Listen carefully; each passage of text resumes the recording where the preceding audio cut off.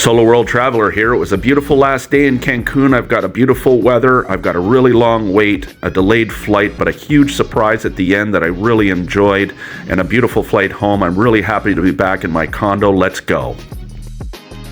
I woke up on my last day in Cancun, and of course this is always going to happen. The most beautiful weather of the week is on the last day that I'm going to be there.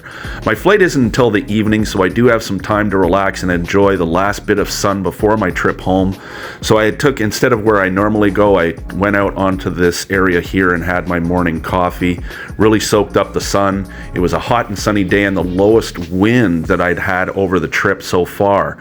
Also, because I had so much time on my hands, I went and did a full exploration of the other side of the resort. This is the pyramid side. The pools here are much nicer than the Grand Oasis side. So for those of you that are looking for that kind of thing and looking for better rooms, I had a full review, but you may want to consider the Pyramid over instead of the Grand Oasis. This is the beach club at the Pyramid.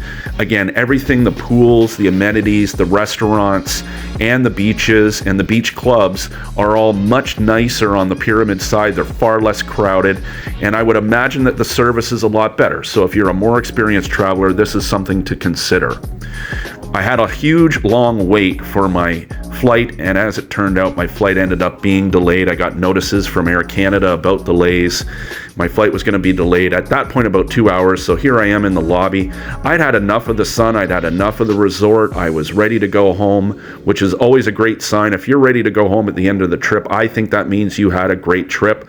So I hung out in the lobby and I just watched everybody go by. Finally, my transportation, my driver arrived, and we started to make our way over to the airport. This is the trip over there. It's only about 20 minutes from this hotel to the other airport, which is another benefit of the Grand Oasis of the Pyramid. You're really close to the hotel, so if you want to do it, you can take a taxi.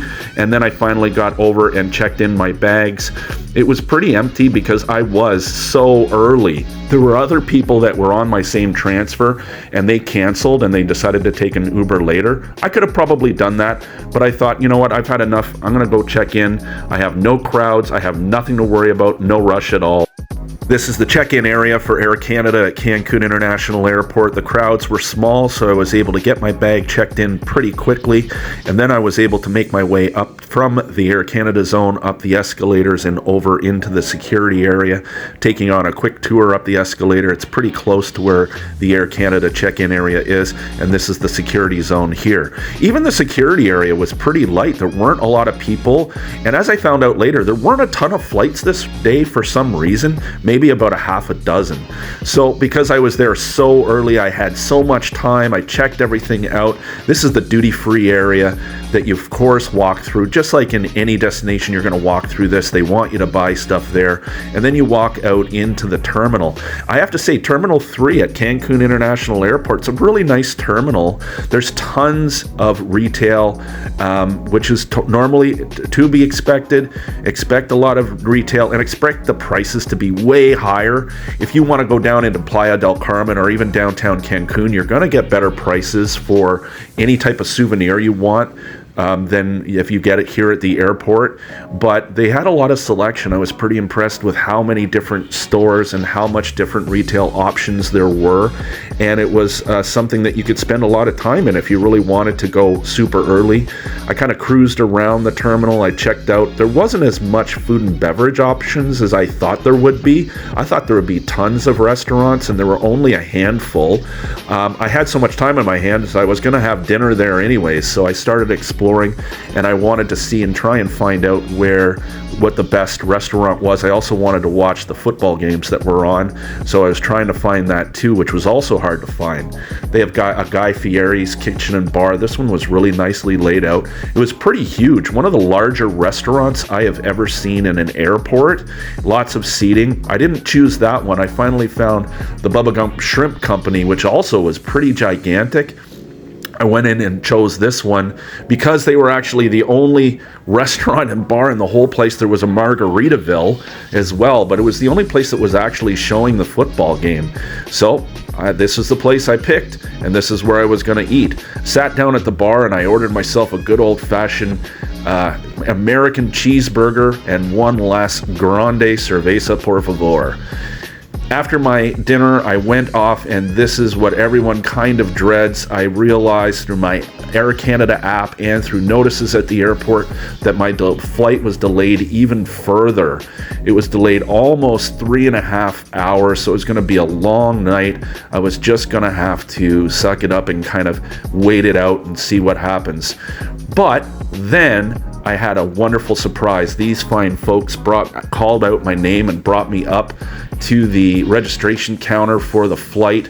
And as I was waiting here, I was wondering what they were calling me up for. I thought I might have made a mistake with something, but lo and behold, they were able to use my 50K status and upgrade me to first class. I was going to take the business class on Air Canada. Here it is. I'm in seat 1F, which is literally the first seat on the plane. That's going to make my trip home way nicer.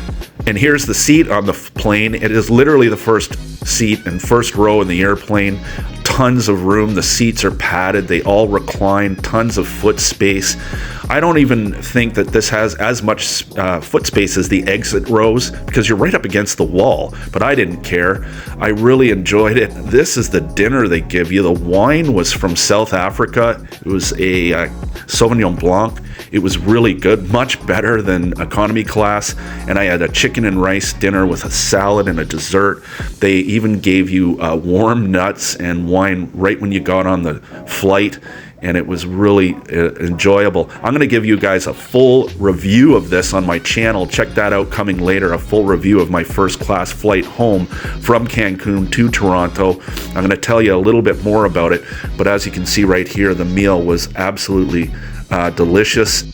And as we were departing Cancun, the clear weather gave us a really gorgeous view of the entire city. And you can see from my previous videos, I've been explaining this, the hotel zone. You can see that long strip of light out in the distance, shaped like the number 7. And then you can see downtown Cancun as well.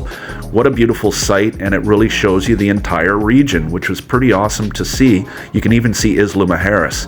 Well, my trip was amazing, but I was so glad to get back to my condo back here in Toronto. I'm going to give a full recap video that you can watch. I'm going to give reviews of the resort, reviews of my flight. Follow me at Solo World Traveler 44 for travel advice, tips, tricks, and fantastic locations around the world.